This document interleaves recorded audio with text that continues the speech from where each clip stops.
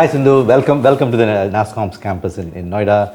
Given the fact that we have so much going on around us, right? Whether it is the geopolitical situation that you see every day, the tariffs that you hear every day from the US especially, and then the challenges that we go through as an industry. At the same time, you also have enough amount of opportunities, whether it is artificial intelligence, the promise of technology, and then what the impact of that will be on our business. Yeah. You run one of the largest GCCs for us in India. Other than the fact that you also chair Nasscom, what has been your challenges in understanding what is next for SAP overall, as well as when you see the industry, what are you seeing as opportunities out there? No, I think if I just reflect upon all the things that's happening around us, Rajesh, you're absolutely right. I mean, particularly in these times, the conversation that we see in all boardrooms, right? It's all about, of course, everybody's clear that they have to have their transformation set. They are all very clear that AI is changing their business in multitude of ways. They're also looking at us at Nasscom to really help guide and shape their industries. But at the same time, what you also see is a lot of CIOs, CEOs still having this whole question on all the geopolitics, all the tariffs, like you said, those conversations. But one thing that is consistent, Rajesh, is the fact that India has been absolutely in a very strong position in terms of how we have really stood resilient to all the different things that's happening around us, right? I mean, clearly India is seen as the strongest player when it comes to technology and kind of that leadership around how we are serving the needs of global enterprises out there, helping them navigate their transformations, right? I think that has been front and center. Today, pretty much every nation out there is also looking at India, how we can help them and their businesses in different parts of the world navigate this kind of change, right? And the reason for that is also over the last decades, we have invested so much as Nasscom and as a nation in terms of building that kind of resilience when it comes to technology thought leadership, right? And some of the GCCs, if I just reflect on my role at SAP as well, we've also leveraged the power of India and the tech ecosystem in India in a very beautiful manner, right? Today we are more than 25 years in existence here in India, and the reason that this continues to be a strategic growth location for us is purely because of the fact that today India, it's not just about tech exporting or consumption of tech. The creation of technology, the creation of innovation is happening from here for the world, right? And this is applicable not just to SAP, but for the GCCs at large. Today, we have over 1,700 GCCs operating out of India. And today, that conversation is no more about, hey, we are the back office of our headquarters. Not at all, right? The conversation is more about how are we building innovations from India for the world, how is IP getting created here, how are the product owners shaping up the narrative for their organizations and the products that they take to market. So that's a phenomenal shift that has happened, and I think it's also a perfect time, especially in this very tough geopolitical situation that we are part of, to have that strong, resilient, focused vision when it comes to technology thought leadership. And do you think that these organizations, as they mature over a period of time, do you see them doing things very differently over the next 4 or 5 years, especially around the GCC ecosystem?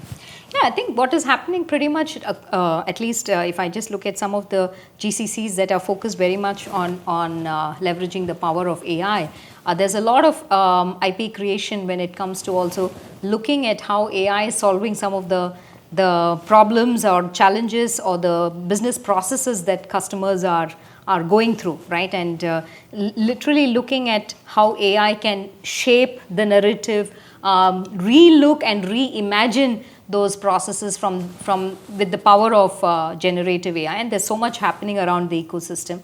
And I think the beautiful thing here is also this melting pot of bringing together the ecosystem, bringing together also the startups, bringing together the academia, bringing the corporates together. And this is a nice play of not just focusing on your pieces, but also seeing how do you benefit from the power of the partnership that we have here in the ecosystem. And that's a lot happening. And I think we at Nasscom, we are also helping creating those platforms for these kind of ecosystems to thrive and to benefit from each other's strength. And I think that is something that's playing out beautifully across GCCs here in India. No? And I totally agree though. I mean, you see that happening every single day. Yeah. And, you, as I said, almost one or two GCCs we tend to open their centers in India every single week is what we are seeing, right? So the 1700 may go to 2200. Yes. The one element which was a little bit of a concern for the industry overall was while there was been a lot of investments over the last several years, with the new, in some sense, especially from the United States, a little bit of tariffs at one side, but also a notion that USA first type of mentality. Will this investments continue to happen around the world for the betterment of the companies and what they want to trying to do, or do you see a bit of a challenge for them to do this? I know that SAP is not a US company, and I know that when you look at US as well, are they going to be doing more with a country like India, or are they going to be less given everything else? No, I think see, one of the given the what I said earlier, right? I mean, there is a phenomenal power when it comes to the talent, right? This is, I think, a very key element of this whole equation. One is the innovation, IP creation, what I talked about earlier, but that is only possible because of the strong talent that we have, tech talent that we have. And like I said earlier, I mean, of course, we'll talk about global investments that happens, that's natural, right? But when it comes to also core technology IP creation, a lot of that is shifting towards India, right? I mean, large organizations today, it's very normal to say that big part of that whole IP creation is happening from India for the world, and that's a common thread that I hear in most of the conversations. And I think if we have to keep that edge when it comes to that talent strength, Rajesh, this is also why we at Nasscom, we have this very strong focus when it comes to also how are we looking at consistent upskilling of our talent, because technologies are changing very rapidly. I mean, pretty much every day out there, there's a new model, there's new ways in which you can leverage technology, there's new kind of benchmarks being broken by the next model that is being deployed. So that pace is very, very fast. So in order to keep up with that pace, I think that interlock between our young talent with what's happening in the industry becomes super important, right? Because then they know how to apply the technologies that they are using and they're comfortable with to real life problems. And this is also where we at Nasscom, we've been very focused, as you know, Rajesh, to really bring together and create those strong partnerships between the academia, the industry, between our startups as well, so that we have that the possibility to share, learn from each other, apply what we learn into real life problems. And that, I think, needs to continue if the investments also needs to continue, right? Because we want to shorten the time between when we have an engineer on the job and the time that she or he takes to get on solving some of those business critical problems, to shorten. And that can only happen if that interlock really gets stronger, and which is also what we are focused on.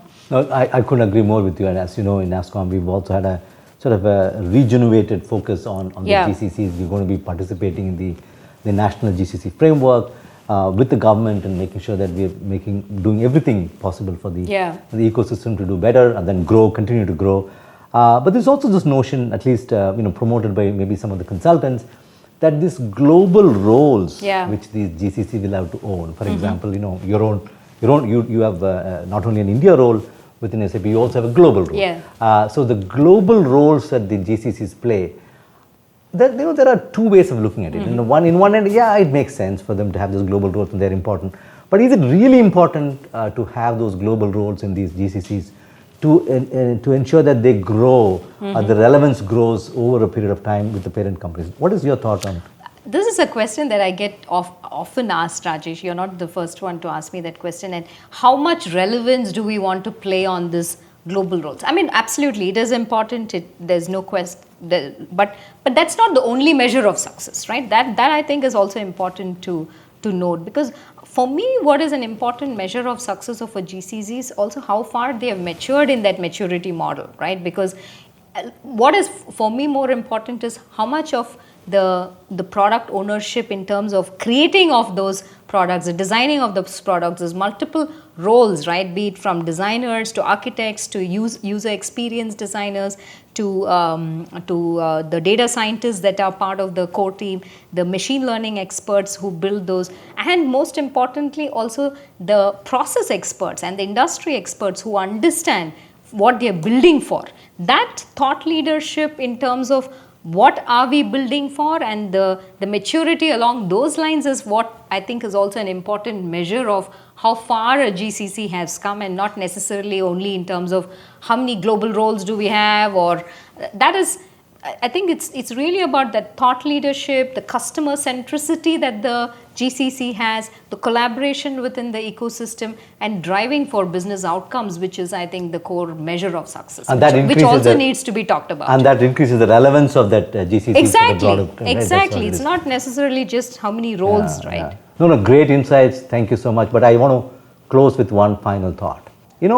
One would think that over the last, especially through 2-3 years, that GCCs have, there've been significant growth in the number of GCCs. Yeah. And one would say that the reason why they grew so fast is because of FOMO, which is the fear of missing out from some of these companies. And you both of us know that it's not the case. But if it is not the FOMO, and then if there are people who are considering, okay, we got to do this in India, but they also have this question saying that why India, why now? Yeah. Do you have a message for them saying that people who have not done this before, what would be the thing that need to weigh in before they sort of plunge into this and saying that, okay, we got to have a GCC in India? I think now a very important message that I would say, Rajesh, is it's India now. There's no question about it, right? If you don't have a strategy around it, better get your act together, right? That is absolutely clear, because like I said, the innovation is happening from here for the world.